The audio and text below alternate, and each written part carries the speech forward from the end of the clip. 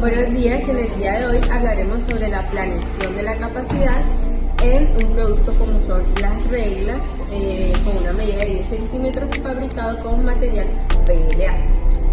Mi grupo está conformado por Natalia Cristina Hernández y Pedro Páez Quintero. Empezamos hablando sobre el proceso de creación de las reglas. Primero es el diseño. Este proceso inicia con el diseño de la regla en Tinkercad. Luego pasamos a la impresión 3D. Primero se verifica que la impresora 3D esté preparada. Luego de esto, si no lo está, pues se realiza la preparación. Una vez lista, se imprime la regla en material PLA. Luego que pase este proceso, revisamos la pieza. Se verifica si la pieza fue correctamente impresa y si no, se descarta. Si pasa el proceso de pulición de la regla para mejorar a su acabado. Luego de revisar que la regla fue correctamente impresa, pasamos al proceso de pulido. Primero se revisa si la pulidora está lista. Si no, pues se alista y se pule la regla. Este proceso se obtiene una regla pulida. Luego de este proceso pasamos a pintura.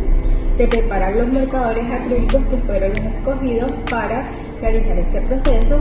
Se verifica si los marcadores de la pintura están listos y luego, si lo están, se pintan únicamente los números de las reglas que fueron los escogidos para el proceso de pintura. Y se obtiene la unidad pintada. Luego de que la regla se haya secado, pasamos al empaque. Para empacarlo se tienen que reunir los materiales que son papel tornasol, tijeras, cintas y etiquetas. Luego se empaqueta, se corta el papel, se envuelve la regla, se cierra con cinta y se etiqueta y se engrana para terminar el proceso de creación y empaquetado de las reglas. Finalmente tenemos una regla a escala, estética y funcional lista para su uso. A continuación hablaremos sobre las curvas de aprendizaje. En los registros de tiempo se evidenció una disminución progresiva de los tiempos requeridos para fabricar cada pieza. A medida que se incrementa el número de repeticiones, pues este comportamiento se espera que continúe y se identifica como una curva de aprendizaje. Para determinar dichas curvas es necesario realizar los tiempos unitarios totales y previamente obtenidos, así como calcular los logaritmos naturales, tanto de las cantidades producidas como de los tiempos de producción. Esto permite establecer una ecuación que relacione el número de unidades fabricadas con el tiempo de inventario en cada repetición. Mediante el uso de la regresión lineal, hicimos una tabla que mostraremos a continuación. Al graficar la curva log-log, donde el eje X representa los valores del logaritmo natural de las unidades progresivas producidas y el eje Y los logaritmos de los tiempos de producción. A continuación mostraremos la curva de la gráfica log-log. En la parte superior mostramos la ecuación de la recta y igual a mx+b. A partir de eso identificamos que este proceso representa una tasa de aprendizaje del 96%. Por otro lado, también obtenemos la siguiente fórmula de la regresión lineal. A partir de la ecuación obtenida se identifica que b sub 0 es igual a 3,82, que corresponde al logaritmo natural del tiempo requerido para la fabricación de la primera unidad. K es igual a v a la b sub 0. Asimismo, se obtiene que b1 es igual a 0.0499, en el cual representa el opuesto aditivo de la tasa marginal de aprendizaje, es decir que menos b es igual a b sub 1.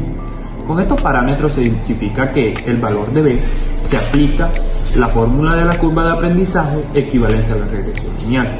En este caso, la ecuación específica es tiempo unitario es igual a 45.60 por n a la menos 0.499. Adicionalmente, es posible calcular el total de horas ohm requeridas para la producción de una cantidad determinada de unidades, multiplicando el tiempo unitario estimado por el número de unidades a fabricar. De este modo, es factible estimar la capacidad de producción en términos diarios, semanales y mensuales. Para ello se suma una jornada laboral de 8 horas, 5 días a la semana, 4 semanas al mes. Se contempla el escenario en el que primero se estima la capacidad sin considerar los tiempos de preparación o setup, mientras que en el segundo se incorpora dicho factor, descontando el tiempo de setup correspondiente de la jornada laboral respectiva. Al realizar los cálculos correspondientes se obtienen los datos que aparecen en pantalla en la tabla de estimaciones diarias, semanales y mensuales. Con base en los tiempos disponibles para la producción, se aplica un procedimiento de prueba y error utilizando la ecuación de la curva de aprendizaje, con el fin de estimar la cantidad de unidades que pueden ser fabricadas en los intervalos de tiempo definidos para ambos escenarios. En pantalla verán la tabla de estimaciones de cantidades según las jornadas establecidas. Acerca de la capacidad de diseño. La capacidad de diseño es el máximo output que se genera bajo condiciones ideales, sin interrupciones ni restricciones. En este caso, se determinó en función de una jornada de 8 horas diarias, 5 días a la semana, 4 semanas al mes, sin considerar el tiempo de alistamiento setup. Entonces, se estimó una capacidad mensual máxima de 279 unidades. Con respecto a la capacidad efectiva entonces contempla las limitaciones propias del entorno operario, como mantenimientos, cambios de herramientas o setup. En el análisis realizado, al descontar los tiempos de alistamiento, que en este caso fueron 11 minutos con 52 segundos, la capacidad mensual efectiva se reduce entonces a 254 unidades, lo cual representa una eficiencia operativa del 91% respecto a la capacidad de diseño. En una tabla podemos ver la estimación de las capacidades. Ahora, acerca del uso de la capacidad. El uso efectivo se mide como la proporción de la capacidad efectiva que realmente se utiliza. Suponiendo que en la operación actual se están produciendo en promedio 200 unidades por mes, el uso sería de 78.74%. Esta cifra revela un potencial de mejoramiento en términos de programación de la producción y de gestión de la demanda.